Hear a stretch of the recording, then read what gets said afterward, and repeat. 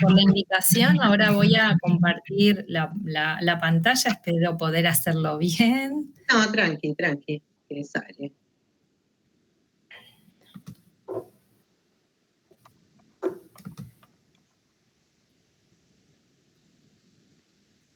¿Se ve bien? Sí, tenés que poner la copita, ¿no? Sí, ya la puse, por eso. ¿Se ve bien? ¿Ahora se ve entera? No, se ve con el lateral de las diapos. Sí, a ver. Pero capaz que queda así, ¿no? No, qué raro. A ver. Estaba bien, pero viste que cuando pones la copita se te amplifica la... Sí. ¿Ahora? ¿Ahora se ve igual? No veo nada, no se ve nada, no sé los demás. A ver, voy de vuelta.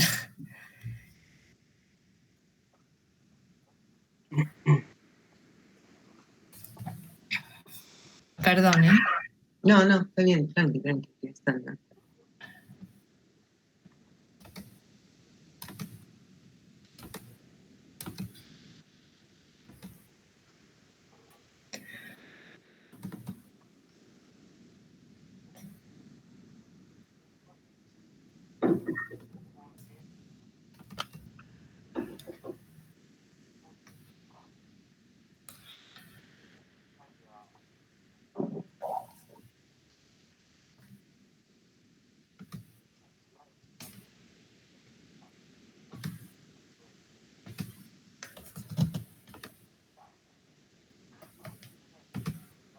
No sé cómo puedo hacer para...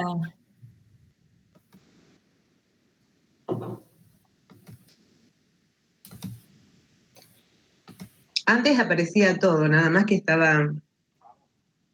Como que no estaba seleccionada el principal, ¿no?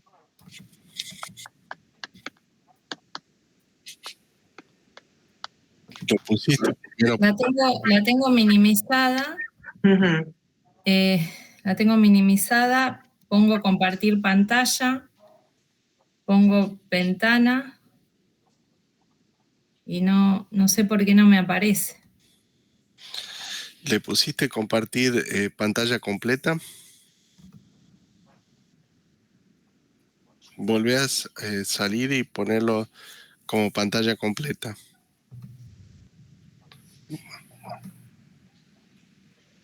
Hola, buenas tardes. Perdón la demora. Hola María, ¿cómo estás? Hola María, hola. Compartir pantalla completa y no sé por qué no me aparece el escritorio para poder compartir. A veces no está seleccionada, tenés que hacerle como un clic sobre la pantalla que se la ve chiquitita y ahí te aparece en azul. Sí, Ahora pero sí. falta mi presentación, que está... Porque la tenés que abrir primero en tu computadora. Acá la tengo abierta. Ahora sí la vemos. ¿La ven? Ya la vemos, sí. Ahí. ¿Y ahí la ven en grande? Ahora sí, perfecto. Ahí está, bárbaro. Bueno, gracias. No, nada. Disculpen. Bueno, empiezo entonces después de este inconveniente. La anterior clase me había ayudado mi hijo que no está hoy, así que bueno, muchas gracias por la invitación. Me invitaron a hablar de nódulo tiroide, cáncer de tiroides en pediatría, la doctora Laura Felipe, a quien agradezco mucho la invitación. Y bueno, esta parte de la charla se va a abocar principalmente a todo lo que es nódulo tiroide y cáncer de tiroides en pediatría, lo que ha cambiado en estos últimos años.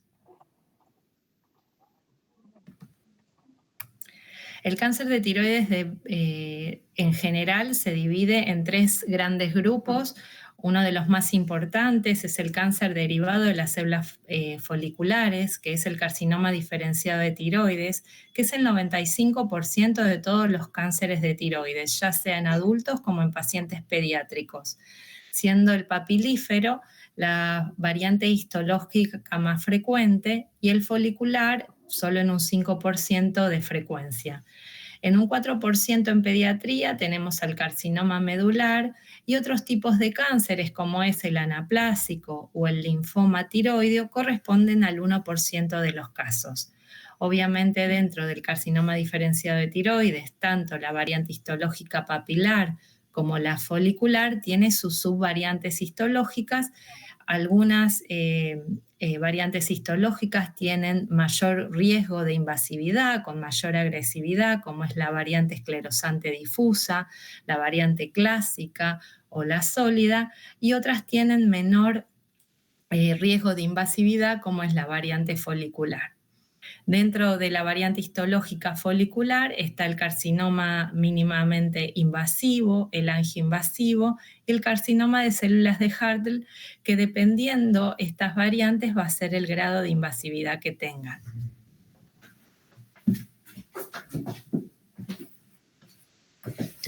El carcinoma de papilar de tiroides es el tumor endocrino más frecuente en la población infanto-juvenil, representando el 1.8% de todos los cánceres en la infancia.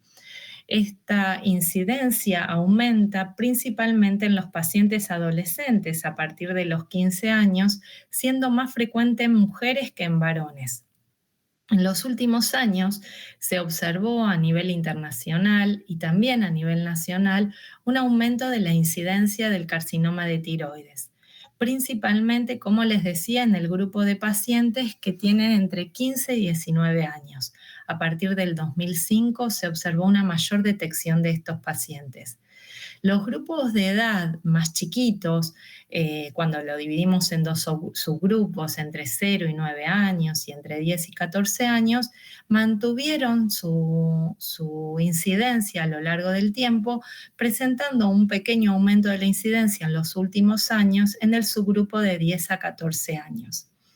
Este aumento de la incidencia del carcinoma de tiroides se piensa que puede ser algún factor ambiental que hasta el momento no está detectado, pero principalmente se piensa que es gracias a la mejor metodología diagnóstica, la mayor sensibilidad de los estudios diagnósticos como es la ecografía, como también la mayor sospecha de la población con riesgo de hacer cáncer de tiroides en pediatría.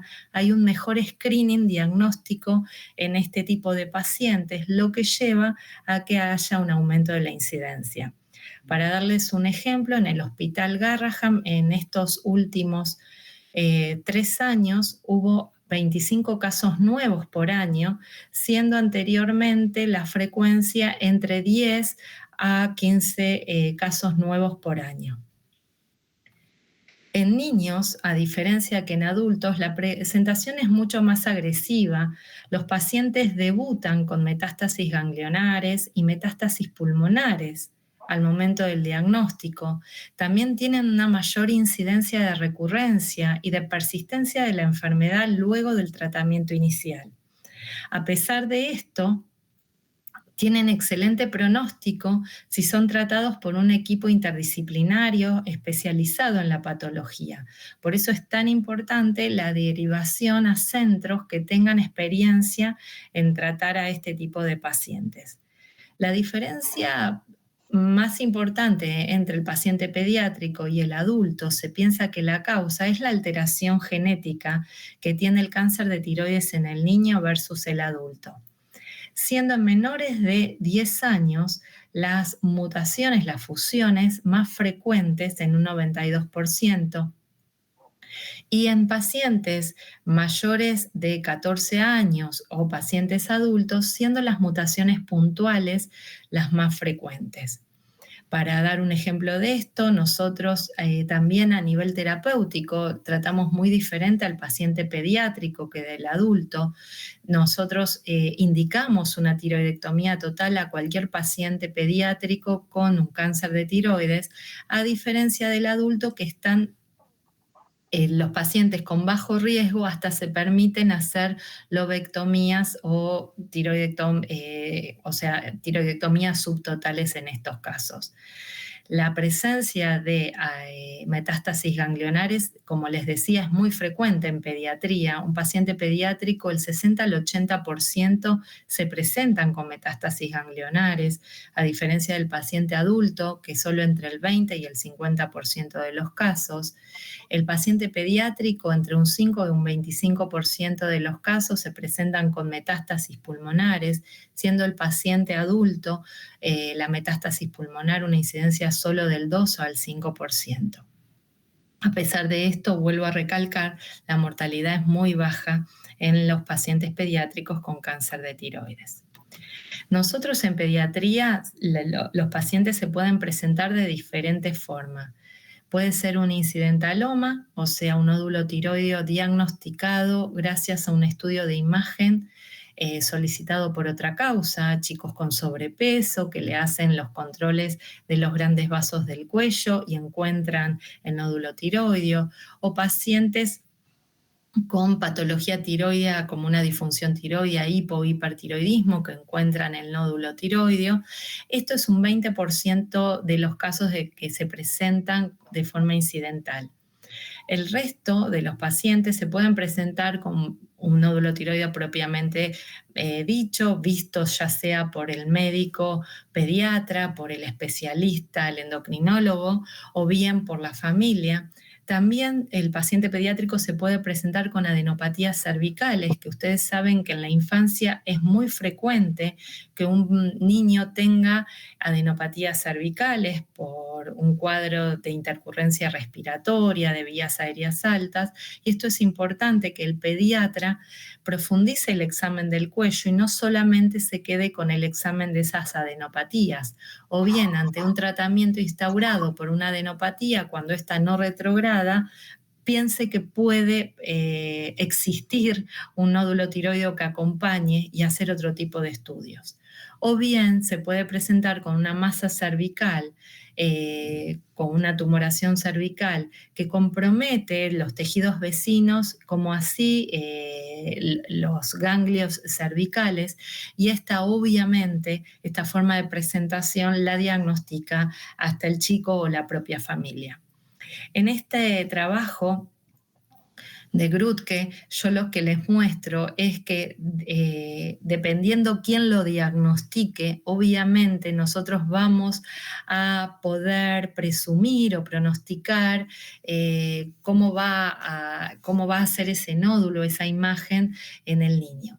Ya que si ese nódulo es descubierto por el paciente o la familia, estamos hablando de un nódulo más grande, con mayor riesgo de malignidad y mayor posibilidad de que el paciente ya tenga metástasis ganglionares a distancia. A diferencia, si ese nódulo está diagnosticado de forma incidental o bien fue diagnosticado gracias al buen examen físico del médico pediatra o del médico de la guardia del paciente. Por eso nosotros como endocrinólogos infantiles recalcamos mucho, hacemos mucha docencia en los pediatras para promover la importancia del examen físico del cuello en todo control pediátrico. Hablo de pediatría, pues soy pediatra, pero obviamente el clínico de adultos también es importante que el examen sea completo y también toquen la glándula tiroidea. Como les decía, el nódulo tiroideo, que es lo que vamos a hablar y hacer el algoritmo diagnóstico para ver de qué se trata ese nódulo tiroideo, son lesiones dentro de la glándula tiroidea que son distintas al tejido tiroideo circundante. Tenemos que saber que un nódulo en edad pediátrica tiene 4 a 5 veces mayor riesgo de ser maligno en comparación al paciente adulto, ya que un nódulo en pediatría, gracias a las diferentes publicaciones, sabemos que tiene un 22 a un 26% de riesgo de ser maligno, a diferencia del paciente adulto, que es solo de un 5 a un 10%. Esto nos hace ser muy prolijos en los estudios diagnósticos que nosotros tenemos que hacer a nuestro paciente con un nódulo tiroideo. Hacer una buena anamnesis ya sea de antecedentes personales como antecedentes familiares, un buen examen físico que obviamente incluya la región cervical, pedirle estudios de laboratorio, pedir obviamente ecografía tiroidea con Doppler, solicitarle una punción en los casos que sea necesario y si tenemos la posibilidad también a solicitarles estudios moleculares en el material de punción. En la anamnesis nosotros tenemos que ver si nuestro paciente está incluido en la población de mayor riesgo de tener cáncer de tiroides y obviamente nódulos tiroideos, que es la forma de presentación. Tenemos que preguntar si estuvo expuesto a irradiación, si recibió radioterapia, si es un niño sobreviviente de un cáncer infantil.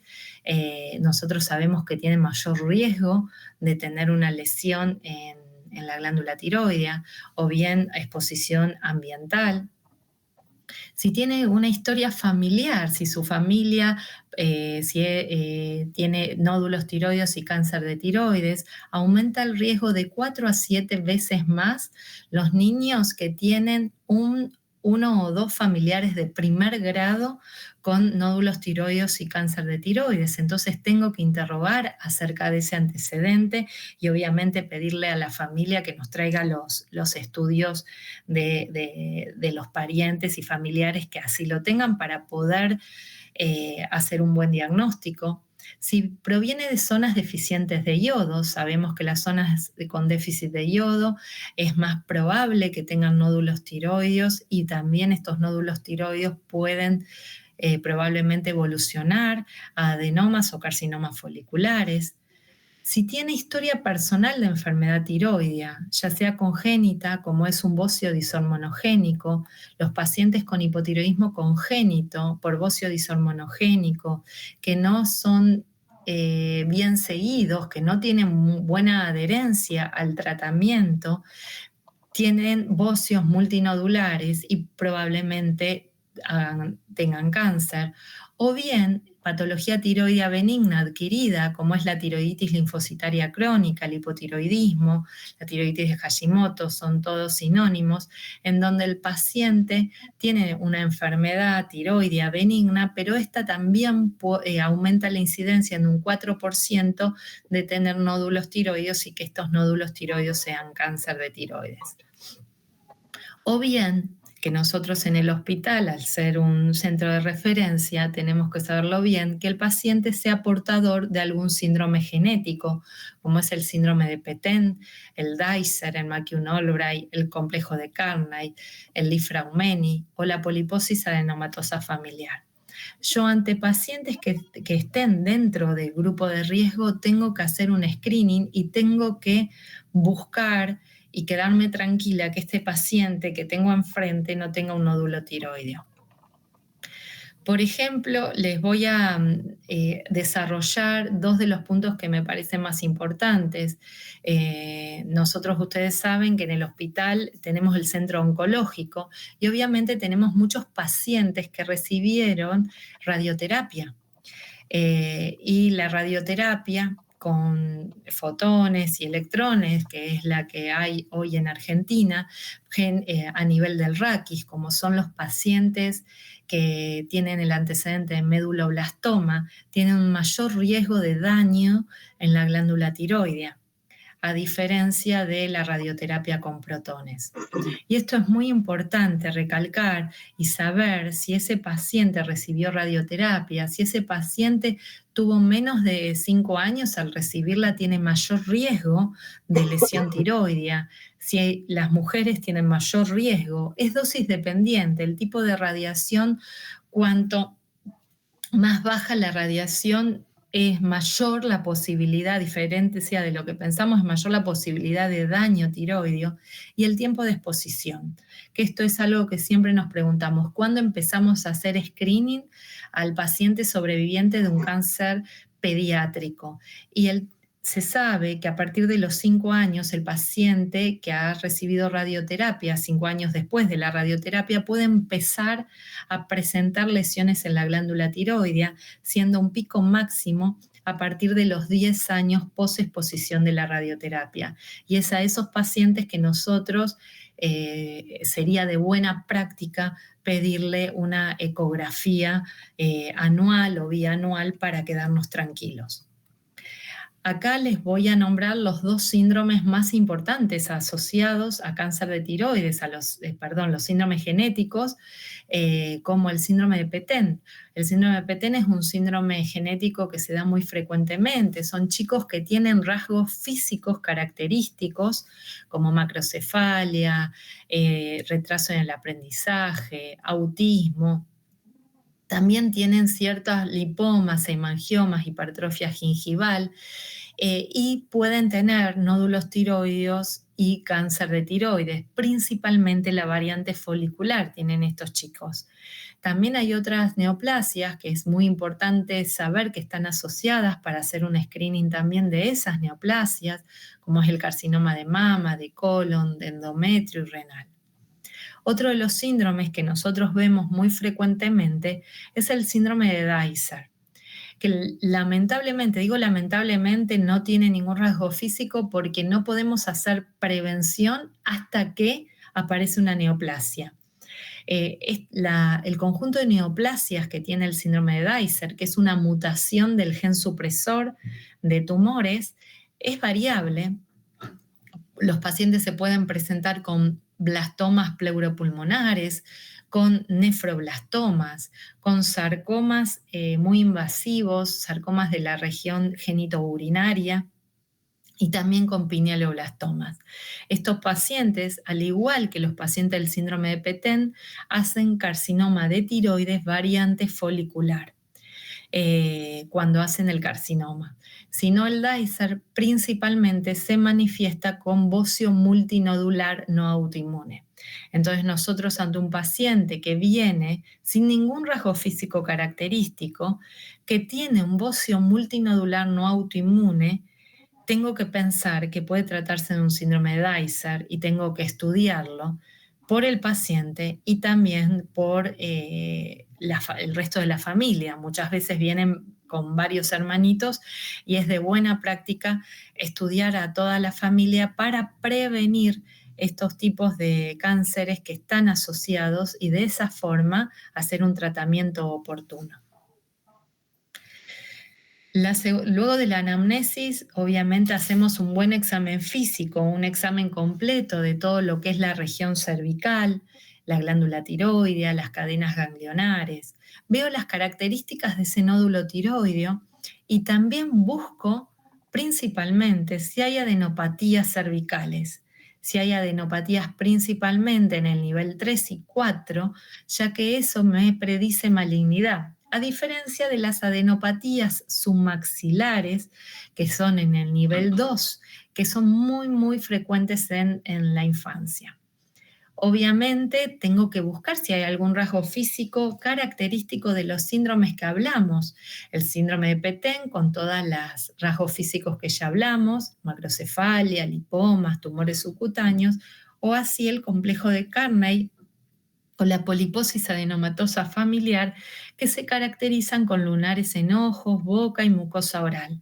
O sea, no solo me quedo con lo que le trae la consulta, sino trato de buscar más allá para hacer una consulta integral y completa.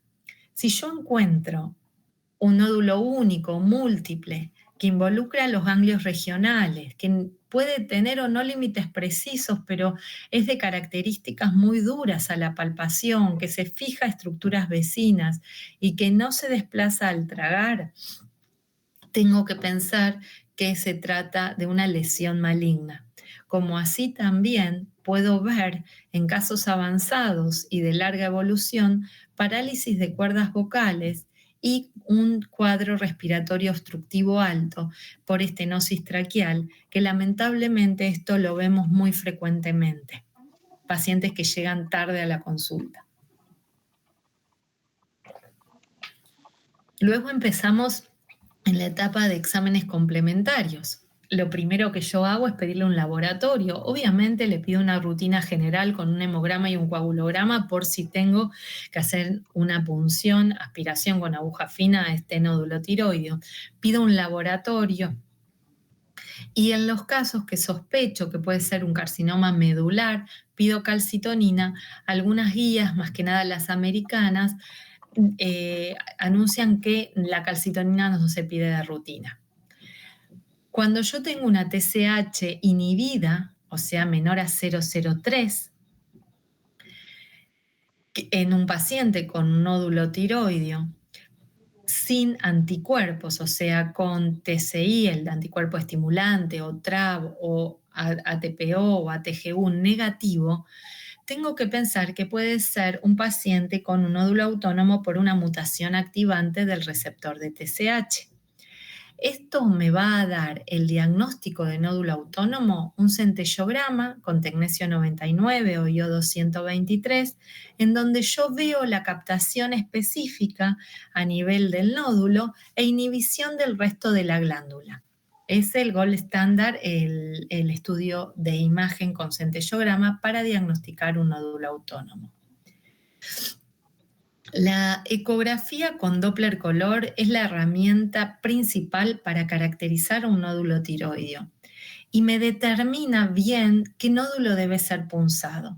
La ATA en el 2015 publicó la guía de manejo para nódulo tiroideo y habló de ciertas características de riesgo de malignidad, hablando que una lesión quística es mayormente benigna, ya que el riesgo de malignidad es de menos de 1%.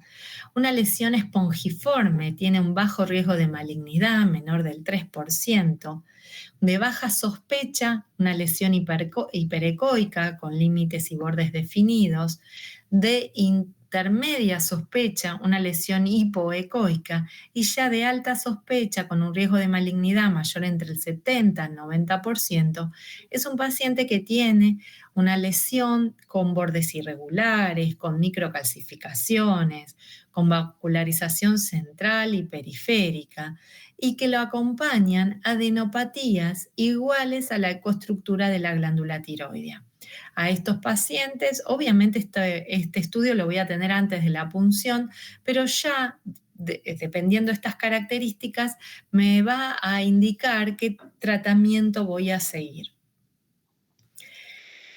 Hay imágenes que son exclusivas del paciente pediátrico, ecográficas, ¿no? El timo intratiroideo, el timo, ustedes saben que en el periodo embrionario se desarrolla en forma conjunta y desciende en forma conjunta con la glándula tiroidea.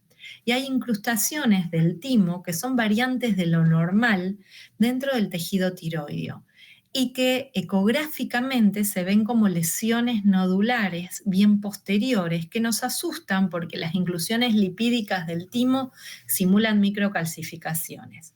Nosotros, con la doctora Laura Felipe, la doctora Viviana Herzovich, la doctora Natalia Gasek, el doctor Víctor Ayarzábal y el doctor Darío Tepliski, publicamos en la revista chilena de pediatría la serie de casos de pacientes con timo intratiroideo, principalmente para mostrar esta entidad y evitar de esta manera las intervenciones a pacientes que no lo necesitaban, ya que al hacer el diagnóstico ecográfico de un timo intratiroideo y ser una entidad benigna, el paciente no debería por qué someterse a una punción y obviamente mucho menos a una cirugía.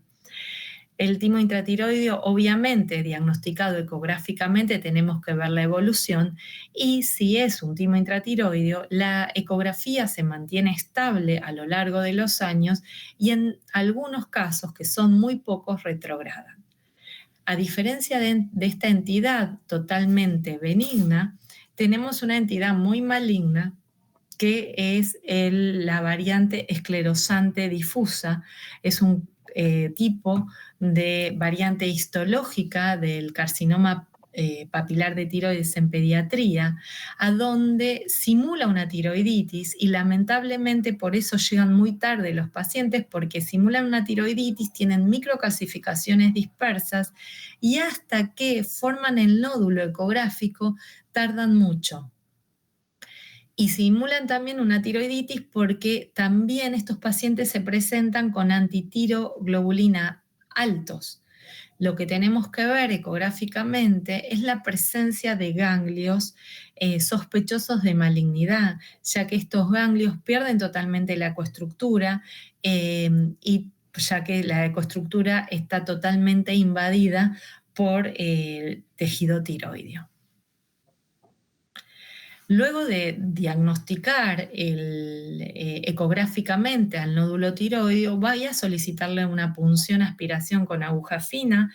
Hasta el día de la fecha se usa la clasificación de Bethesda para el reporte citológico del material de punción, hablando de Bethesda 1 a la categoría que es inadecuada, no diagnóstica, Bethesda 2 a la benigna, Bethesda 3 es la lesión folicular de indeterminada significancia y Bethesda 4 es la neoplasia folicular sospechosa de neoplasia folicular y categoría 5 es sospechoso de malignidad y categoría 6 es maligna.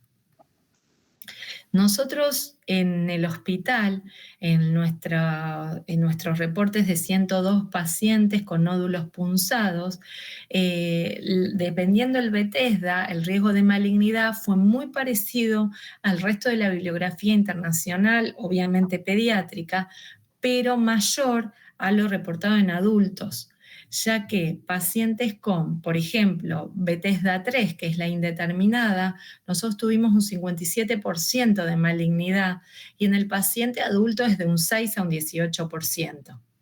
El Bethesda 4 tuvimos un 50% de malignidad, cuando en el paciente adulto es en 10 a un 40%. Lo que quiero mostrar con esto es que a veces nosotros somos más invasivos en indicar una tiroidectomía total con un Bethesda 4 o 5, ya que en nuestra experiencia y en la experiencia internacional, esto se asocia a mayor riesgo de malignidad. Nosotros seguimos un algoritmo diagnóstico según la Asociación Americana de Tiroides, en el que publicó en el 2015 recién. Recién en el 2015 se publican las primeras guías de manejo pediátrico. Hasta el 2015, o sea, hasta hace solo 10 años, nosotros el manejo en pediatría lo hacíamos igual que al paciente adulto, y ya les nombré las grandes diferencias a nivel de forma de presentación y agresividad que tiene el paciente pediátrico versus del adulto. El algoritmo diagnóstico para un paciente pediátrico con un nódulo tiroideo es lo que le decía, pedirle un laboratorio con un nódulo único, ¿no? Si la TSH me da suprimida, pedirle un centellograma con tecnesio, y si es hiperfuncionante es la cirugía.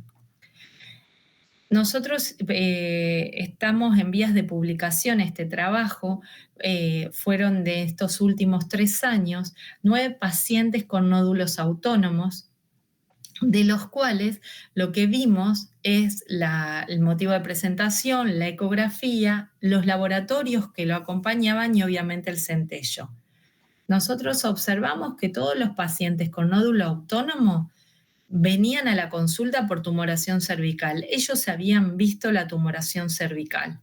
Ecográficamente, la gran mayoría eran de aspectos mixtos, sólido quístico con contornos definidos. De los 9, solo 3 habían sido sólidos. La función tiroidea había sido TSH menor a 1 en 6 pacientes y en otros 4 TSH inhibida. Y a todos le pedimos, obviamente, ante una TSH baja, le pedimos un centellograma con tecnesio y en todos tuvieron el foco hipercaptante a nivel del nódulo, con disminución de la captación a nivel del resto de la glándula tiroidea. Observamos que los pacientes que se comportaban de forma benigna, fueron 6 al 75% de los casos, la ecografía, como les decía, principalmente fue sólido quística. El centellograma, hubo la captación aumentada en el nódulo, pero no hubo una inhibición total del resto de la glándula. Punzamos de esos 6 a 3, a los otros 3 que no punzamos fue principalmente porque tenían más contenido líquido que sólido y fue muy difícil la punción del material sólido, y a los que después luego de la lobectomía, porque en estos casos sí, con un nódulo autónomo, por la baja incidencia que tiene de tener cáncer de tiroides, se pidió la hemitiroidectomía. El diagnóstico anatomopatológico fue hiperplasia nodular en 4 pacientes y adenoma folicular en 1. A diferencia de los 2 pacientes que tuvieron cáncer de tiroides, que fueron 2, un 25%, el laboratorio mostró TSH inhibida, TSH menor a 0,03. La ecografía en nódulo fue sólido, con mucha vascularización central y periférica, y el centellograma mostró una captación muy aumentada, con inhibición completa del resto de la glándula. Los punzamos a esos 2 pacientes, uno de ellos fue Bethesda 3 y otro 5, pero ante estos hallazgos hicimos la tiroidectomía total. Uno de ellos fue carcinoma diferencial de tiroides, variante folicular, mínimamente invasivo, y el otro un papilar encapsulado con metástasis pulmonares. Esto es muy importante, ya que el reporte al día de hoy de la bibliografía internacional es que solo el 2% de pacientes con nódulos autónomos son malignos, y nosotros vimos en nuestra población una mayor incidencia de malignidad. Obviamente, después que terminamos este trabajo, siguieron apareciendo otros pacientes, de los cuales continuábamos viendo las mismas características. Aquellos pacientes con una ecografía que mostraba componente sólido quístico y la TSH no estaba totalmente suprimida y la captación no inhibía el resto de la glándula, fueron benignos, y malignos fueron los nódulos sólidos, muy vascularizados, con captación muy aumentada. Volviendo al algoritmo diagnóstico, como les nombré, si era TSH suprimida, pensábamos que era hiperfuncionante. Ahora, si no es la TSH suprimida, ¿qué hago? Hago la punción. Como habrán visto, nosotros punzamos a varios de los que tuvieron TSH suprimida, pero fueron por características ecográficas sugestivas de malignidad. Bueno, si la punción da benigna, o sea, Bethesda 2, la ATA dice que hay que repetir ecográficamente cada 6 o 12 meses, y si el nódulo se mantiene estable, obviamente bajo consideración médica, repetir la ecografía cada año. Ahora, si el nódulo aumenta de tamaño o bien cambia algunas características ecográficas, hay que repetir la punción o, dependiendo de los casos, nosotros lo que tenemos es que los chicos se asustan mucho con las punciones, y si vemos algo que nos sugiera alguna sospecha de malignidad ecográfica en un nódulo que ya fue punzado, bueno, indicamos la cirugía. Cuando es inadecuada o no diagnóstica, sería Bethesda 1, puedo repetir la ecografía o la punción en 3 a 6 meses, y si el nódulo obviamente está estable, sigo controlando cada 6 o 12 meses, o bien si el nódulo aumentó de tamaño, me pasa como el Bethesda 2, que aumenta el tamaño del nódulo, cambia las características, voy a cirugía. Ahora, cuando es indeterminado sospechoso, que sería Bethesda 3, 4 y 5, la ATA en el 2015 y hasta la fecha sugería la cirugía, y según en el momento quirúrgico la biopsia por congelación, se seguiría a una tiroidectomía total o a una hemitiroidectomía. Ahora, en mayo de este año, el doctor Andrew Bauer en la JCM, que es el Journal de Endocrinología y Metabolismo, una revista de mucho renombre, publica por primera vez un tratamiento individualizado que lo que suma son características ecográficas, citológicas y el estudio del oncogen somático para determinar la conducta a seguir, diciendo que hay 3 grupos de oncogenes que se diferencian en bajo riesgo de invasividad cuando los pacientes presentan una mutación puntual del gen RAS, del DICER o del PTEN, o la fusión PAX8-PPAR-gamma, un riesgo intermedio de invasividad cuando la mutación es una mutación puntual BRAF, o un alto riesgo de invasividad cuando son fusiones RET, ENTRAC, ALK o BRAF. Y él integra a pacientes y divide a pacientes de bajo riesgo con pacientes de riesgo intermedio o alto. Habla de pacientes de bajo riesgo cuando la ecografía me muestra márgenes lisos, sin extensión extratiroidea, sin calcificaciones, que la punción me dio Bethesda 3 o 4 y que los oncogenes son de bajo riesgo de invasividad, como el RAS, el DICER, el PTEN, es altamente probable que el subtipo histológico sea una variante, sí, tumoral, pero de bajo riesgo de tener metástasis linfáticas y a distancia, como son los adenomas foliculares, el NIFT o el angioinvasivo. A diferencia de el alto o intermedio riesgo de invasividad, a donde él integra que ecográficamente el paciente puede presentar márgenes irregulares, lobulado, infiltrativo, que el Bethesda es 6 o 5 y que los oncogenes son de alto riesgo, como es la mutación BRAF o las fusiones de las quinasas RET, ENTRAC, ALK, la histología me va a dar de alto riesgo de metástasis ganglionares, invasión local y metástasis pulmonares, como es la variante clásica, la difusa o la infiltrativa folicular. Entonces él habla de hacer un tratamiento individualizado según la ecografía, citología y oncogenes somáticos, a donde le voy a proponer al paciente que se comporta con esta bajo riesgo de invasividad, una lobectomía, y al paciente que tiene riesgo intermedio o alto, una tiroidectomía total.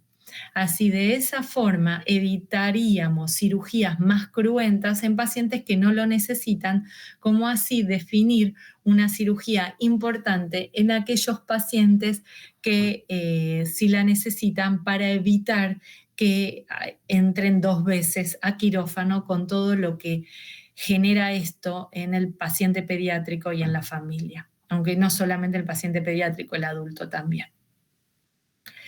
Lo que habla también es que si yo con todo este análisis detallado tengo un paciente de bajo riesgo y le hago una lobectomía, pero después en la anatomía patológica veo que ese tumor invadió más de 2 vasos o tiene ciertos grados histológicos de invasividad que no me quedo tranquila, obviamente indico completar la tiroidectomía total. Esto sería como una primer parte, pero no sería la finalización del tratamiento. Como les decía, el cáncer diferenciado de tiroides en pediatría se presenta con metástasis ganglionares, que las detecto gracias a la ecografía con Doppler color, a donde veo que las metástasis, el paciente con adenopatías metastásicas pierde la ecoestructura igual que la glándula tiroidea, pierde la forma, y tiene mucha vascularización central. Si yo tengo dudas si ese ganglio es maligno, ya sea por una recidiva o antes de entrar a quirófano, quiero determinar bien qué cadenas ganglionares el cirujano debería hacer el vaciamiento, puedo hacer una punción y medir la tiroglobulina en el lavado de aguja para estudiar bien si ese ganglio es metastásico, ya que más allá de la citología, la tiroglobulina, si está presente en un ganglio linfático, me dice que es metástasis del cáncer de tiroides, no tengo dudas.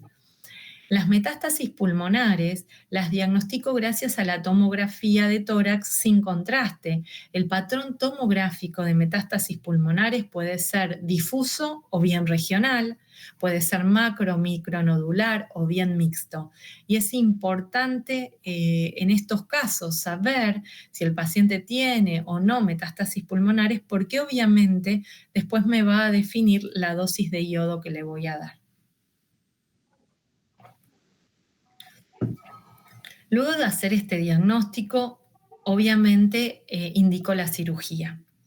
Hasta el día de hoy, salvo esto que en mayo publicó el doctor Bauer de que los bajos riesgos podrían hacerse lobectomía, hasta el día de hoy la tiroidectomía total es la intervención quirúrgica recomendada en pediatría por la gran multifocalidad que tiene el paciente con cáncer de tiroides pediátrico, por la gran predisposición a metástasis ganglionares, y si no hago la tiroidectomía total hay mayor riesgo de recidiva. El vaciamiento ganglionar, en esto hay bastantes voces a favor y en contra, si hacer vaciamiento ganglionar del lado central del sitio del tumor. O sea, si la lesión nodular está a la izquierda, vaciar el compartimento central izquierdo.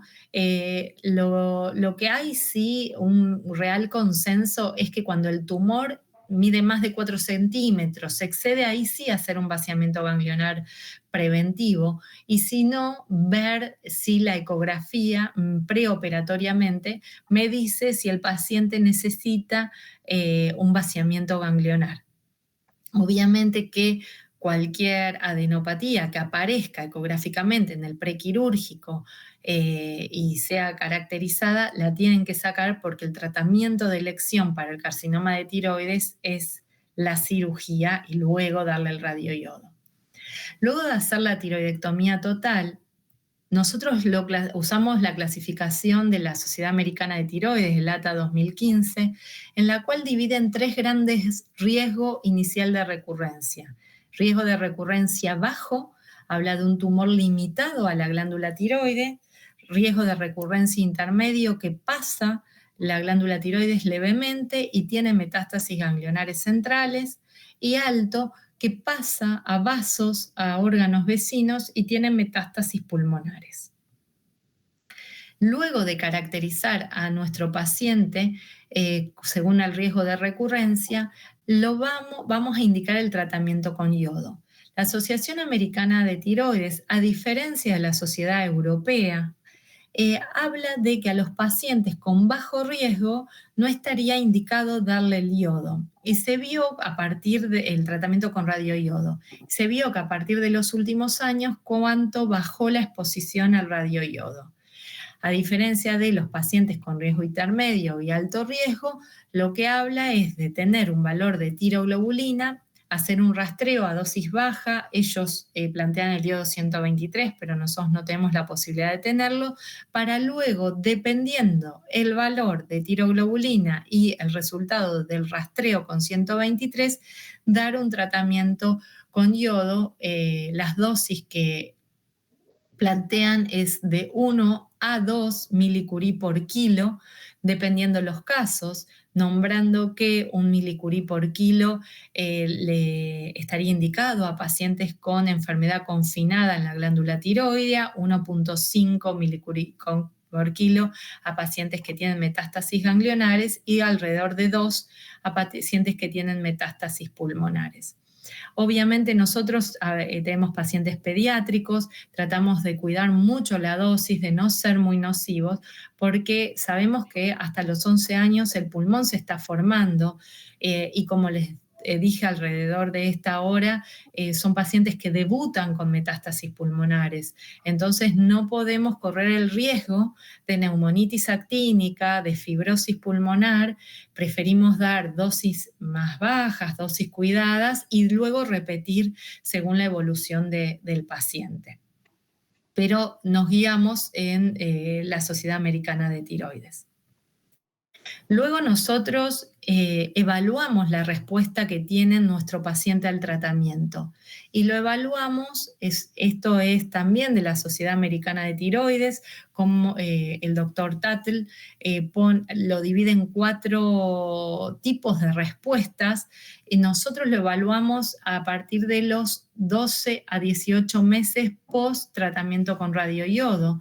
Y Tuttle define respuesta excelente a un paciente que no tiene tiroglobulina estimulada ni no estimulada, y obviamente con imágenes negativas. Respuesta indeterminada es cuando no lo puede clasificar en excelente ni en mala respuesta. Y respuesta bioquímica incompleta es cuando tengo bioquímica de tiroglobulina no estimulada mayor a 1 o estimulada mayor a 10, y estructural incompleta cuando ya tengo una lesión ecográfica o tomográfica de recidiva o persistencia de enfermedad. Dependiendo la respuesta al tratamiento, va a ser la conducta que yo tenga para seguir.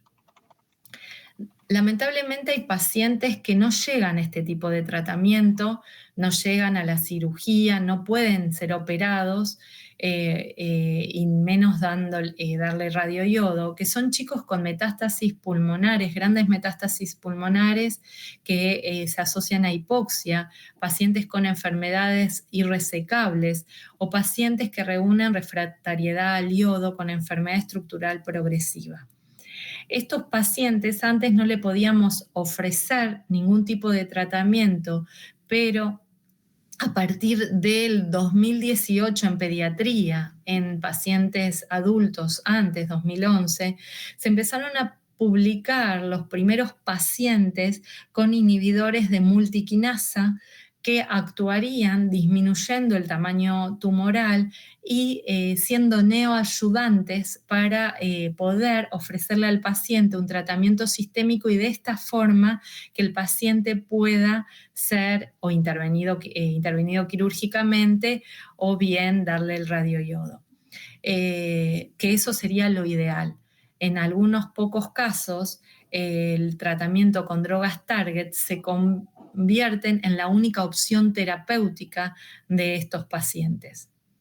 Como ven en el gráfico de Bucay, que es un gráfico hermoso, tenemos inhibidores multiquinasas, que son esa medicación que afectan todos los receptores asociados a la apoptosis tumoral, a la vascularización, a la proliferación celular, y inhibidor, que son vandetanib, sorafenib, lenvatinib, que esos hay en Argentina. Y lamentablemente los que no hay en Argentina son los inhibidores selectivos del RET, de la fusión en TRAC o del BRAF, como es el selpercatinib, larotrectinib, dabrafenib, entre otros, que lamentablemente todavía no llegaron al país y no los podemos tener, y tenemos un caso que es sumamente necesario.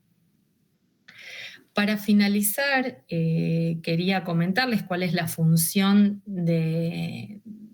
nuestra del endocrinólogo infantil, principalmente protocolizar el screening de población con factores de riesgo. Yo a chicos que tienen factores de riesgo tengo que hacerle un screening para evitar formas invasivas de la enfermedad, y de esa manera prevenir la morbimortalidad que este paciente puede tener por el cáncer de tiroides.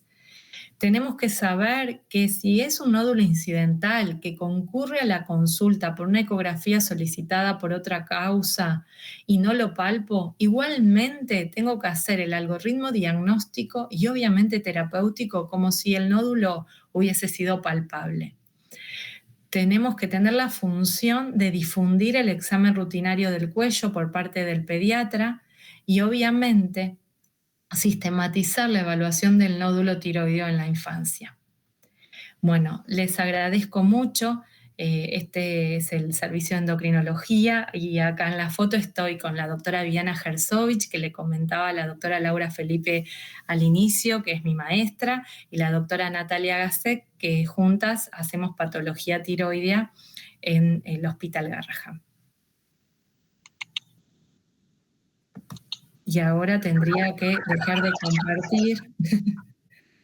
Bueno, más que completa la clase y actualizada, Noelia, genial, ¿eh? No sé, María del Carmen, si tienen alguna pregunta para Noelia,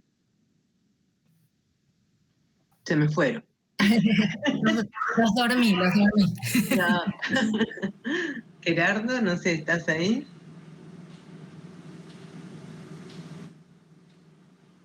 Bueno, ¿y los chicos tienen alguna consulta, alguna pregunta? Vale. Sí, el equipo multidisciplinario que comenzó hace ya varios años, evidentemente se ha integrado mucho más. El trabajo interdisciplinario es muy importante en casi todas las patologías y nosotros en este caso se ha comprobado los mejores resultados en el tratamiento del paciente pediátrico, ¿no? Eso es indudable. Así que, bueno, yo te agradezco mucho, excelente la presentación y bueno, nos da pie ahora a la charla que sigue, que es de la doctora Rosy Palma, que ella es especialista en medicina nuclear, jefa, ya les digo porque es jefa del departamento del Instituto Nacional de Pediatría, médica adscripta del Departamento de Medicina Nuclear del Hospital de Especialidades del Centro Médico Nacional, siglo XXI, de México. Así que bueno. Rosy, que vos querés completar con los casos clínicos que habíamos hablado, a partir de toda la presentación de Noelia, que ha sido excelente. Sí, ha sido excelente. Muchas felicidades a la doctora Noelia. Su plática muy completa y muy bonita, me gustó bastante. Y bueno, también gracias, doctora Laura Felipe. Muchísimas gracias por la invitación. Yo espero que me estén escuchando bien. Sí, al menos sí se escucha, sí. Bueno, perfecto. Entonces voy a tratar de compartir. Compartir y después te ayudan los chicos que saben más que yo para ver las pantallas y demás. Quédate tranquila. Ya. A ver, vamos a ver si no me atoro.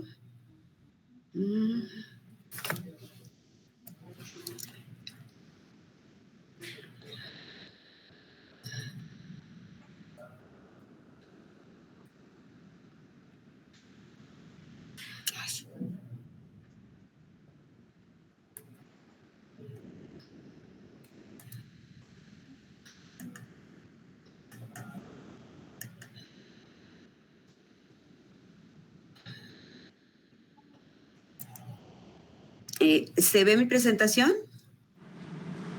No. ¿Se ve la presentación? No. No. Todavía no.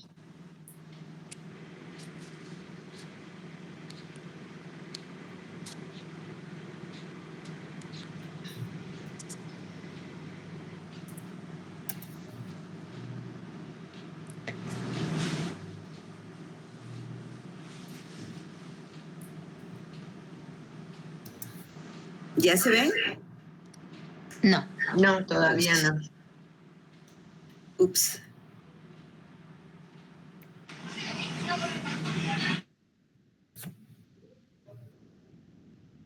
¿Ya?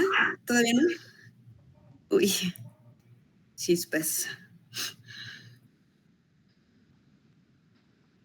A ver. Lo bajaste la presentación, la tenés en el escritorio y después es compartir la pantalla completa y ahí. ¿Ya se ve? Yo no la veo. No, todavía no. Todavía no. A ver. Doc, ¿puedo encontrar dónde se comparte la pantalla? Hay una barra en el donde está. Ahora sí. Ahí está. Ahí sí se ve. Ahí está. Ahí está. Ok. Aleluya. Muy bien. Por fin. Disculpen esa tardanza. Vamos a tratar de no tardar mucho para que dé tiempo a preguntas. Bueno, entonces, como mencionaba la doctora Noelia, bueno, a ver. Sí se ve, ¿verdad? ¿Sí se ve la pantalla todavía? Ahora sí. Se ve perfecto. Bien. Muy bien. Entonces, como me comentaba la doctora, pues vamos a tratar de ver casos de de cáncer tiroideo en niños, ¿no? Casos clínicos. Oh, es que ahora no me deja avanzar la pantalla. Ups.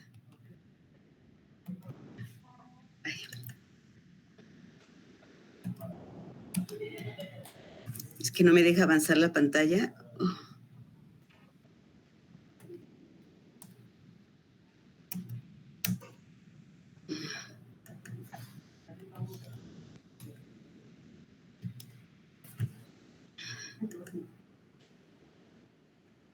Yo no sé cuál es el problema porque no me deja avanzar.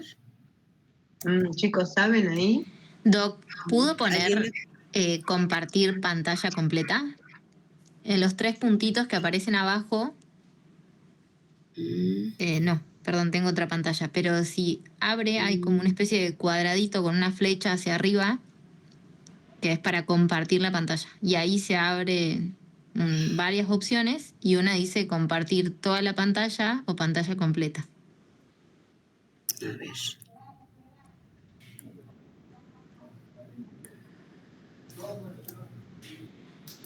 Voy a dejar de compartir, lo voy a intentar nuevamente.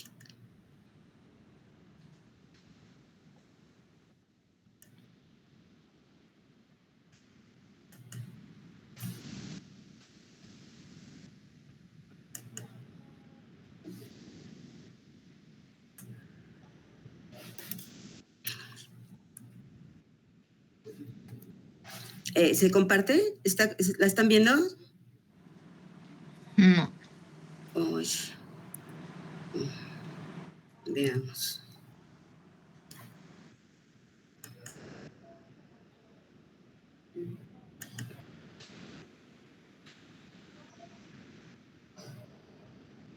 Ahí sí se ve. Ahí puede arrancar la presentación. ¿Ya se ve? Sí, ahí sí se ve. Ok. Ya ahí se sigue viendo, ¿verdad? Sí, y ahí pasan las imágenes. Perfecto. Mire, bueno, entonces como les comentaba, vamos a hablarles un poquito del manejo que se hace en el Instituto Nacional de Pediatría de los pacientes con cáncer de tiroides. Esta niña que ven aquí ustedes es una nena de ahí del instituto justamente. Es un manejo, como mencionaba la doctora Noelia, igual que se manejan allá, se manejan por un equipo multidisciplinario que está compuesto por los endocrinólogos pediatras, los cirujanos oncólogos pediatras de cabeza y cuello, por neumólogos, por incluso psicólogos, por mucha gente, está compuesto por médicos nucleares, médicos radiólogos, por mucha gente, los casos se comentan para ver el mejor manejo. Ahorita lo que les vamos a presentar, pues van a ser algunos casos y les vamos a comentar la forma en que se han manejado esos casos en el instituto, pero como les menciono, es un manejo multidisciplinario y todos ellos, el manejo que se les ha dado, se ha sido sometido muchas de las veces a, sobre todo cuando son casos un poco difíciles, han sido sometidos a un comité para evaluar cuál es el mejor manejo, ¿no?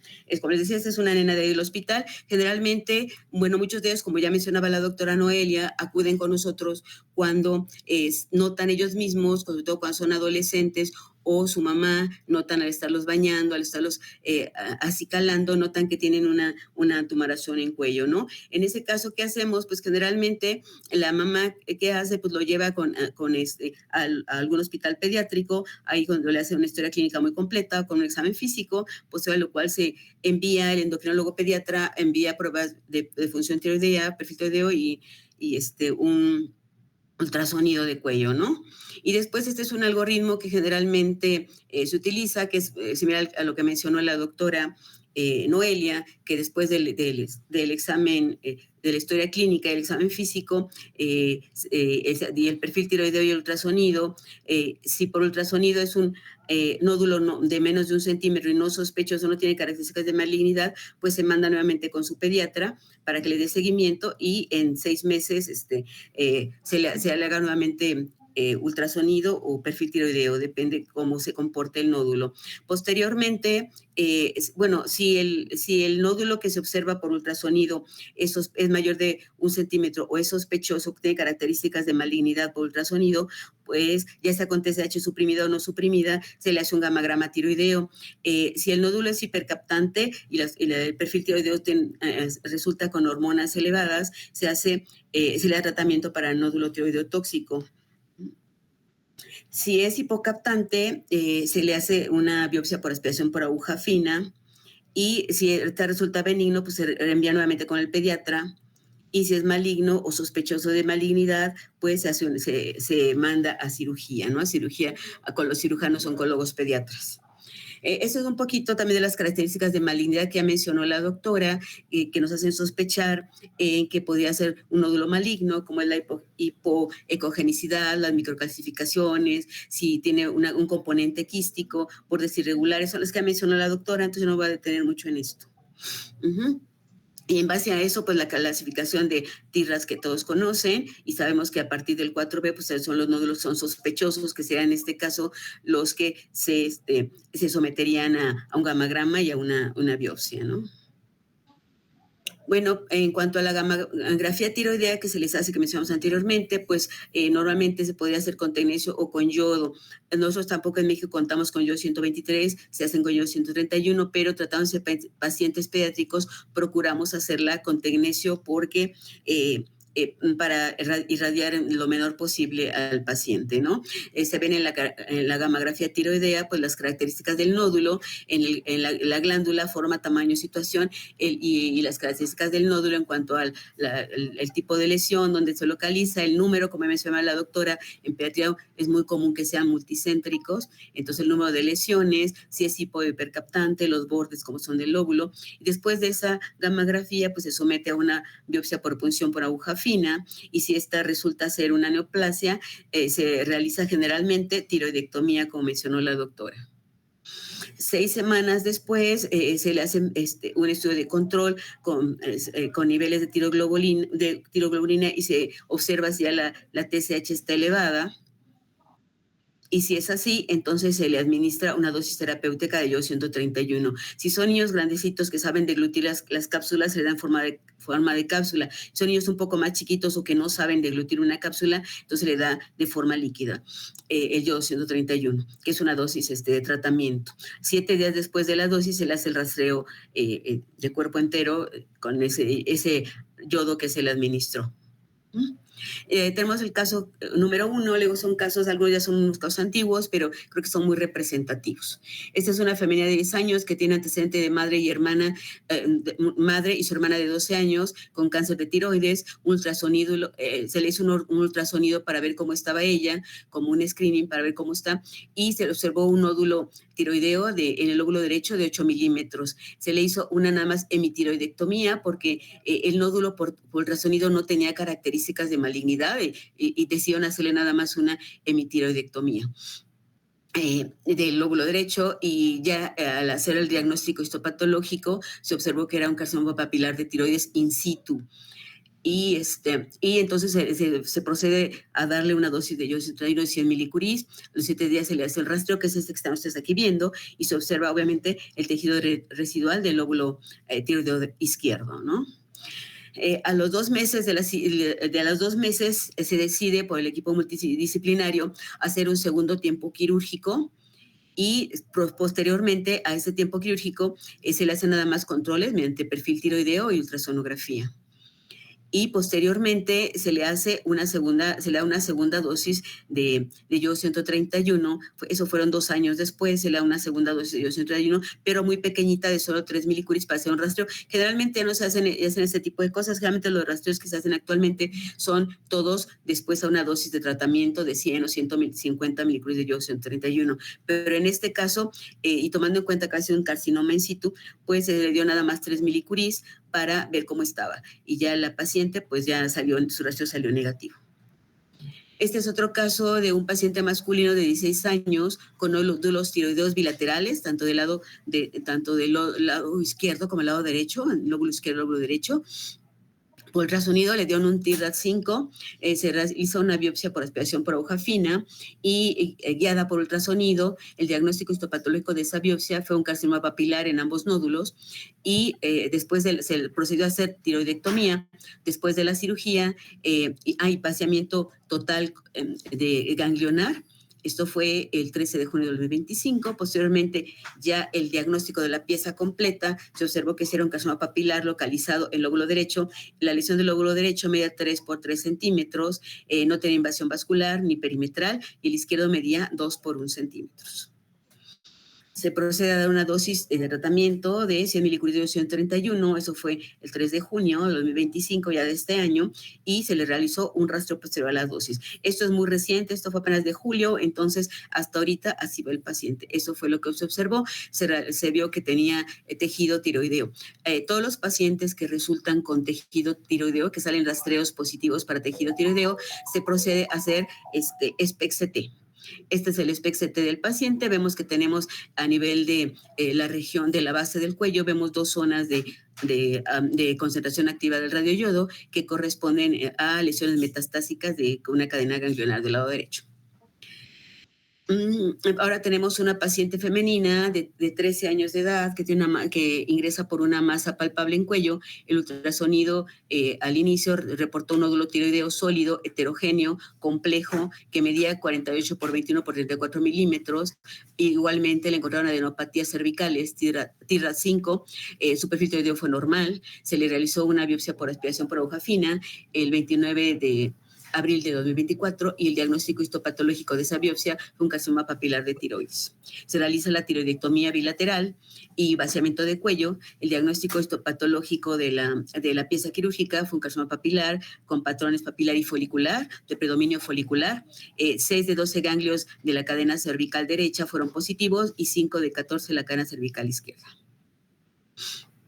Posteriormente, se le administra dosis terapéutica de 100 milicuries de yodo 131 y se le realiza rastreo 7 días posterior. Este es el estudio de esa niña. Vemos que tiene, en el rastreo inicial, vemos cómo se observa tejido tiroideo tanto en las cadenas cervicales como base de cuello y a nivel de ambos pulmones. Se realiza igualmente que en el caso anterior, se realiza SPECT-CT y se observan la localización de las adenopatías. Tanto ahí vemos a nivel de cuello y en esta otra a nivel de pulmones. Vean cómo tiene micrometástasis en ambos pulmones. Es el mismo paciente del paciente anterior, ahora ya tiene 14 años, fue un año después, del SEAC papilar de tiroides, clasificado como alto riesgo por las metadistancias ganglionares y pulmonares. Se le hace una segunda cirugía del tejido residual el 12 de septiembre del 24. Se le realiza un ultrasonido de cuello el 3 de julio ya de este año, el 25, y se observan que tiene nuevamente ganglios cervicales que son sospechosos de malignidad, un TIRAD4B. Se le da una segunda dosis de tratamiento de yodo 131 de 100 milicuries, esto fue el 12 de agosto, y un rastreo 8 días después. Ese es el rastreo posterior que se le hizo posteriormente. Vemos que ya las metástasis a nivel pulmonar ya son bastante menos, y a nivel de cadenas ganglionares pues también han disminuido bastante. Este es el SPECT-CT para poder ver la localización de las adenopatías cervicales. Vemos que tiene adenopatías cervicales, paratraqueales. Y a nivel de pulmones, vean cómo han disminuido grandemente las micrometástasis, incluso no se alcanzan a ver. Hay unas pequeñas imágenes del curso que está señalando algunas de las micrometástasis en las 3 proyecciones. Ahora vemos cuáles son las indicaciones del uso del PET-CT en pacientes con cáncer diferenciado de tiroides. Generalmente, pues se utiliza en pacientes que cuentan con una tiroglobulina elevada y un rastreo con radioyodo negativo. Esa es la indicación del PET-CT en pacientes con carcinoma de tiroides. La principal indicación. Tenemos aquí el caso de una niña de 14 años con un carcinoma papilar de tiroides. Se le realiza tiroidectomía en 2023, más dosis de 100 milicuries de yodo 131, y se le realiza rastreo 7 días después, el cual fue con una tiroglobulina indetectable, y en ese momento el rastreo fue negativo. Después, eso fue en 2023, en 2025 la tiroglobulina se eleva a 11.8, se le da una segunda dosis de 100 milicuries de 131, aunque el rastreo seguía siendo negativo. Con esa dosis se realiza un rastreo, que es este que estoy mostrando acá, en donde sigue sin observarse ninguna zona que concentre activamente el radioyodo. Se realiza el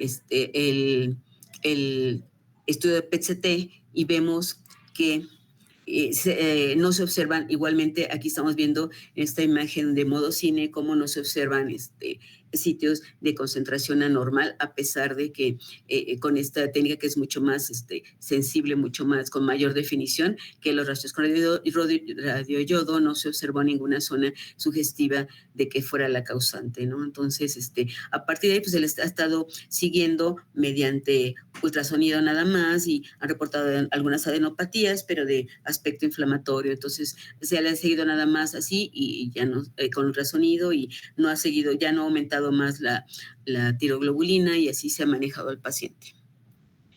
Ahora tenemos otro paciente. Este es una femenina de 15 años con un nódulo en el lóbulo tiroideo izquierdo, sospechoso por ultrasonido. Le hicimos de primera instancia PET-CT porque en ese momento la gamma cámara con la que contamos estaba descompuesta, y ante la sospecha por ultrasonido, porque si ustedes se observan, tiene múltiples adenopatías supraclaviculares del lado izquierdo. Entonces, por eso se decidió hacer un método diagnóstico de imagen para tratar de ver qué tanto estaba involucrado, qué tantos tejidos estaban positivos, ¿no? Entonces, se realizó, se observan en la imagen de la tomografía y la imagen inferior. En la parte inferior se observa el pequeño nódulo. En la parte inferior, en el polo inferior del lóbulo izquierdo, se observa el pequeño nódulo, como está captando la FDG, y a la izquierda de se observan las adenopatías supraclaviculares. Y esto es tanto en la presión coronal como en la sagital. Y vemos en el estudio de PET-CT de cuerpo entero, vemos cómo se observa la glándula tiroides con el nódulo y las adenopatías supraclaviculares. Entonces, se alcanzan a ver es el nódulo y las adenopatías supraclaviculares. Ahí están. Esto que capta mucho, no le hagan caso, esas son las cuerdas vocales, porque la niña estuvo hablando, aunque le pedimos que no lo hiciera durante la fase de concentración del PET. Ahora vamos a ver el PET-CT en pacientes con carcinoma medular de tiroides. Se trata de un masculino de 14 años con neoplasia endocrina múltiple 2B, con antecedente de un EB6 químico en territorio de la arteria cerebral media derecha. En 2008 se le realizó tiroidectomía a los 11 años por carcinoma medular de tiroides, justamente. Esto ya fue posterior a la tiroidectomía, se le realizó rastreo. Inicialmente se le hizo con FDG, porque como ustedes pueden observar en la parte baja de la diapositiva, esto fue en 2013. En ese momento nada más contábamos con FDG, entonces se le realizó con FDG. Se le hizo su estudio y salió negativo, y aquí lo estoy mostrando, pues como en la parte, como es FDG, podemos ver cómo está el metabolismo cerebral, y vemos claramente todavía tiene secuelas de la enfermedad vascular cerebral que tuvo, de esta zona de infarto que tuvo aquí en el cerebro, ¿no? Esta zona de encefalomalacia. Posteriormente, 8 meses después, el mismo niño con CA medular se le hace, para entonces el año siguiente, 2014, ya contábamos con endotapéptidos marcados con galio 68, y entonces se le hace su estudio con galio 68 dotapéptidos, y vemos cómo tiene 2 zonas de captación anormal, una paratraqueal y la otra supraclavicular, que captan el material, que tienen receptores de somatostatina, ¿no? O sea, tienen tejido neuroendocrino. Esto es en proyección coronal. Vean cómo están aquí paratraqueal y la otra supraclavicular, las lesiones que tiene. Y pues aquí obviamente como es un dotapéptido, obviamente no se puede ver, no podemos ver ya la perfusión cerebral, vemos la distribución normal de los dotapéptidos, y vemos que siguen ahí las secuelas de su lesión cerebral. Luego es el mismo caso del niño anterior, ya tenía 16 y 17 años, que fueron 2 y 3 años después del primer estudio. Se realizó en 2015, persiste con esa zona de captación, y en 2016 igual, no ha habido grandes cambios. Aquí los vemos en proyección axial, y vemos que persisten las zonas paratraqueal y la supraclavicular de tejido neuroendocrino. Ahora tenemos un caso de una niña de 14 años, también con neoplasia endocrina múltiple 2B, con cáncer medular de tiroides. Fue sometida a tiroidectomía profiláctica a la edad de 4 años, o sea, 10 años antes. Eso fue el 27 de julio de 2004, tenía 4 años, se le realizó tiroidectomía profiláctica. El diagnóstico histopatológico en ese caso de la pieza quirúrgica fue un microcarcinoma de tiroides que medía, por patología lo midieron, tenía 3 por 2 milímetros en el lóbulo izquierdo. Lo catalogaron como un carcinoma in situ. Esta es la imagen de la niña, actualmente ya tiene 14 años, ya tiene 10 años que le hicieron la tiroidectomía, tiene 14 años y nos las mandan. Su estudio se le hace también igualmente, esto se le realizó el 12 de agosto de 2014, fue con dotapéptidos igualmente y no se observan algún sitio de captación anormal. Se le hace otro a los 16 años y lo mismo, no se observa un sitio de captación anormal, aunque tenía una calcitonina de 208 picogramos por mililitro, sumamente elevada. Por eso se le realizaron los estudios de PET con dotapéptidos para ver si eran los causantes de esa elevación, si encontramos el tejido causante de esa elevación de la calcitonina. Pero desafortunadamente salieron negativos los dos. Se decide en equipo multidisciplinario realizar un PET-CT con FDG ante la sospecha de que pueda tener algún tejido que ya no estuviera, que se hubiera desdiferenciado, y ese se le hace ya tiene 18 años la niña en este momento cuando se le hace el estudio con FDG, y este es su estudio, y vemos que en este sí se observa una zona traqueal que está captando la glucosa. Tiene un gangliecito, aquí se observa también la tomografía, tiene un ganglio ahí, traqueal derecho. Bueno, esos son los casos que tengo. ¿Nos tengan alguna pregunta?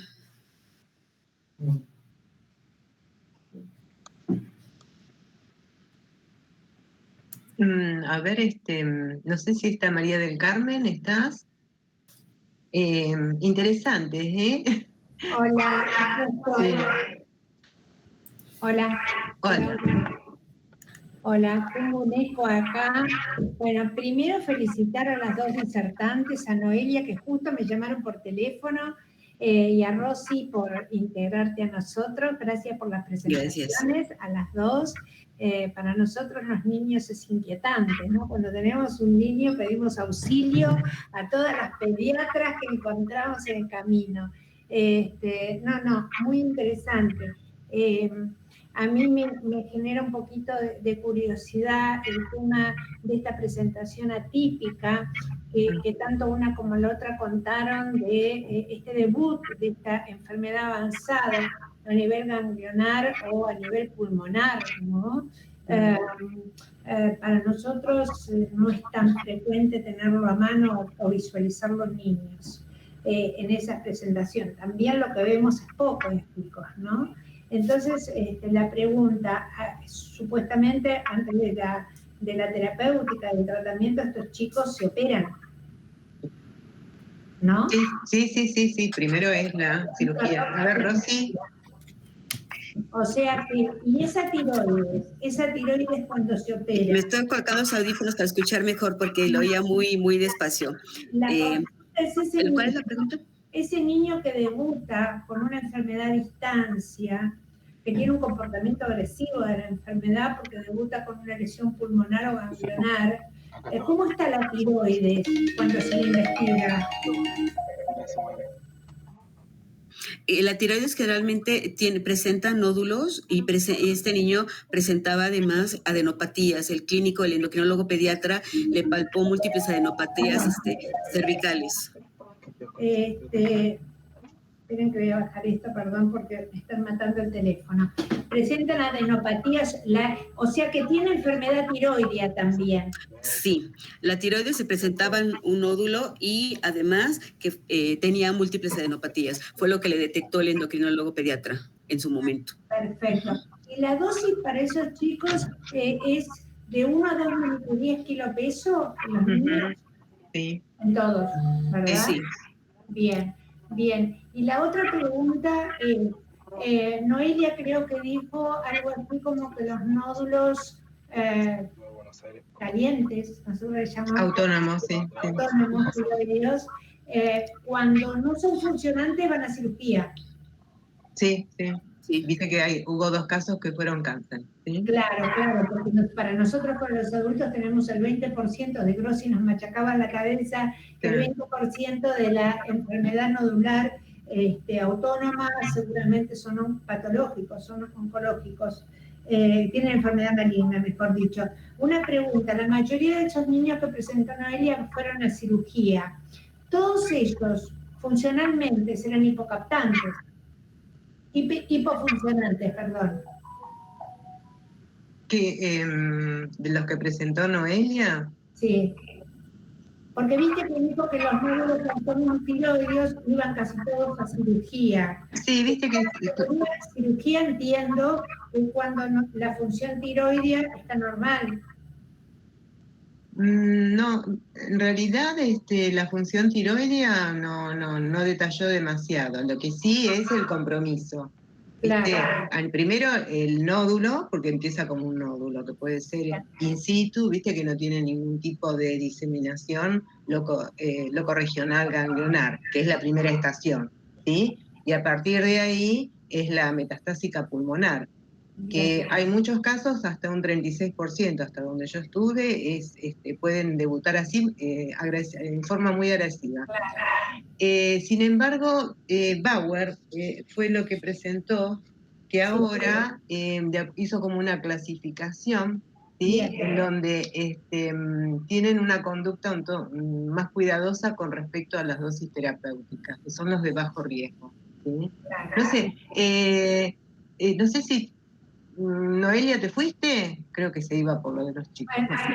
Bueno, entonces así a esos chicos solamente se le hace la cirugía, todos van a cirugía, siempre es la tiroidectomía total, se trata de determinar las cadenas ganglionares comprometidas, generalmente con ecografía resulta bastante eficiente eso.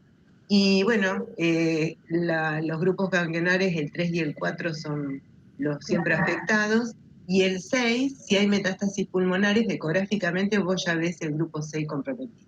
Así que ya ecográficamente ya tenés un pantallazo. Sí. Así que siempre es cirugía, y no es con la conservadora de los adultos. Sí. Habría que ver la propuesta del bajo riesgo cuando el nódulo está totalmente, digamos, capsulado, ¿no?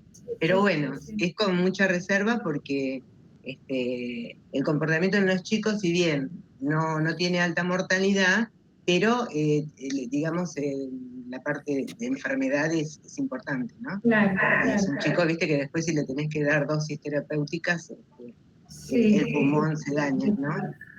No sé qué más, a ver, como importante. Rosy. Sí. Gerardo, ¿estás? Gerardo. No sé si está Gerardo porque él es endocrinólogo. Sí, bueno, por eso me parece que se fue.